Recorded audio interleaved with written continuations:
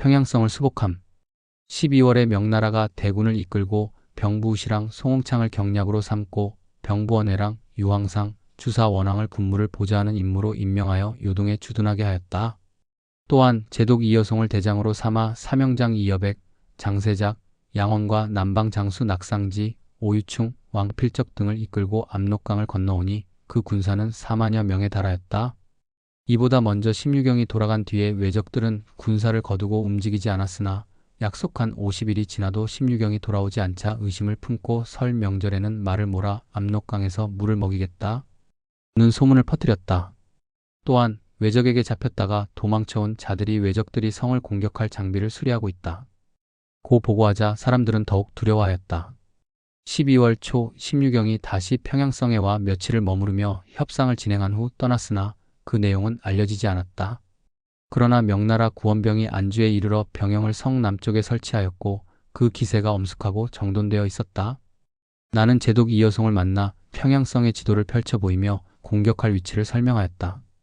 제독은 붉은 붓으로 가리킨 곳마다 표식을 남기며 말하였다. 왜적들은 조총만을 믿고 있습니다. 우리는 대포를 사용하는데 이는 56리 밖에서도 명중할 수 있으니 왜적들이 감당하지 못할 것입니다. 이후 제독은 푸체의 시를 지어 보내왔다. 이때 성안은 명나라 군사로 가득 찼다. 나는 백상루에 있었는데 밤중에 명나라 사람이 군사작전상의 비밀 약속 세 조목을 전해주고 이름도 밝히지 않은 채 사라졌다. 제독 이여송은 푸총병 사대수에게 먼저 순안으로 가서 왜적을 속여 명나라가 강화를 허락하여 심유경이 다시 왔다고 말하게 하였다. 이에 왜적들은 기뻐하며 시를 지어 바쳤다. 그러나 실제로는 명나라 군사들이 숙천에 도착하여 병영을 설치하고 있었으며 명나라 군사들은 평양성을 포위하고 포통문과 칠성문을 공격하였다. 왜적들은 성 위에서 붉은 깃발과 흰 깃발을 세우며 저항하였으나 명나라 군사의 대포와 화전에 성이 무너지고 곳곳에서 불이 났다. 낙상지와 오유충이 직접 군사를 이끌고 성을 기어 올라갔으며 앞사람이 쓰러져도 뒷사람이 이어 공격하여 결국 왜적들은 내성으로 후퇴하였다. 이 전투에서 수많은 왜적이 사살되고 불에 타 죽었다. 명나라 군사는 내성을 공격하였으나 왜적들은 성 위에 흙벽을 쌓고 벌집처럼 구멍을 뚫어 조총을 쏘아 명나라 군사들에게 큰 피해를 입혔다. 이에 제독은 궁지에 몰린 도적들은 필사적으로 저항할 것이라 판단하고 일부러 퇴로를 열어주었다. 그날 밤 왜적들은 대동강 얼음을 타고 도망하였다. 이보다 먼저 내가 안주에 있을 때 명나라 군대가 출진할 것이란 소식을 듣고 황해도 방어사 이시연과 김경로에게 왜적의 퇴로를 차단하라고 명령하였다. 양군이 길목에 복병을 배치하고 왜적이 지나갈 때 후방을 공격하라. 왜적들은 굶주리고 지쳐 싸울 힘이 없을 것이니 모두 잡아묶을 수 있을 것이다. 이에 이시연은 즉시 중화로 떠났으나 김경로는 이를 미루다 결국 왜적이 물러나기 하루 전에 황해도 순찰사 류영경의 명령을 핑계로 재령으로 도망하였다. 류영경은 자신의 안전을 우선시하였고 김경로는 왜적과 싸우기를 두려워하여 회피한 것이다. 왜적의 장수 평행장, 평의지, 현소, 평조신 등은 남은 병력을 이끌고 밤을 새워 도망하였으나 기력이 쇠하여 박고랑을 기어가고 구걸하며 연명하였다. 그러나 조선군과 명나라군은 이들을 추격하지 않았고 오직 이시연이 일부 추격하여 굶주리고 병든 60여 명의 목을 베었을 뿐이었다. 이때 서울에 남아있던 왜적의 장수는 평수가였으며 그는 관백 풍신수길의 조카 또는 사위로 알려져 있었다. 그는 나이가 어려 군사적 결정을 내릴 능력이 없었고 실제로는 소서행장이 군사를 지휘하고 있었다. 만약 소서행장과 다른 왜적 장수들을 사로잡았다면 서울의 왜적들은 저절로 붕괴되었을 것이며 가등청정은 퇴로가 막혀 명나라 군사의 추격을 받아 섬멸되었을 것이다. 그랬다면 한강 이남의 왜적들도 차례로 무너지고 명나라 군대가 천천히 따라가기만 해도 부산까지 도달하여 손쉽게 적을 소탕할 수 있었을 것이다. 그렇게 되었다면 오랜 전쟁이 아니라 단기간 내에 왜적을 모두 섬멸할 수 있었을 것이다. 그러나 김경로의 잘못으로 인해 이 기회를 놓쳤으니 이는 실로 통탄할 일이었다. 나는 조정에 장계를 올려 김경로를 처형할 것을 요청하였다. 그러나 김경로는 내 관할이 아니었으므로 먼저 허락을 받아야 했다.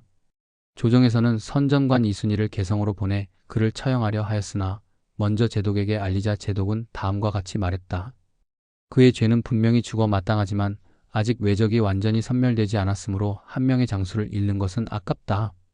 우선 백의 종군하게 하여 공을 세우게 한 후 죄를 씻게 하는 것이 옳다.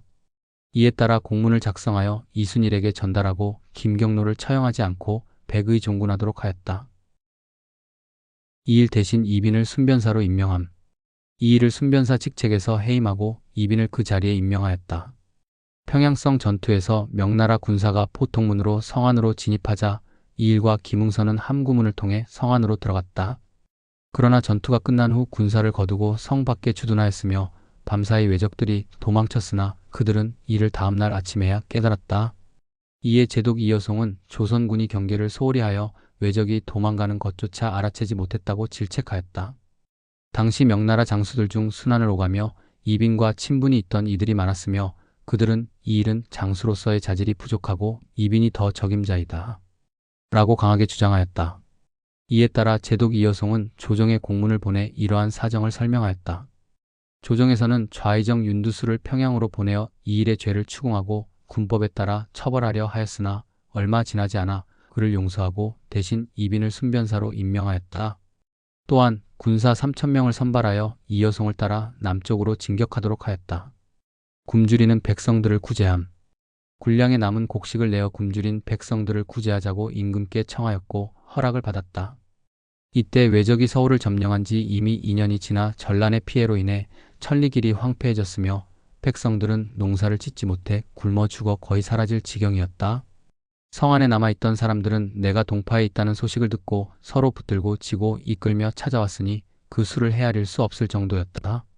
사총병 사대수가 마산으로 가는 길에서 한 어린아이가 기어가며 죽은 어머니의 젖을 빠는 모습을 보고 불쌍히 여겨 데려와 군중에서 길렀다. 그는 나에게 말하기를 왜적이 아직도 물러나지 않았는데 백성들이 이토록 처참하니 장차 어떻게 하겠습니까? 그리고 탄식하며 하늘도 탄식하고 땅도 슬퍼할 일입니다. 하였다.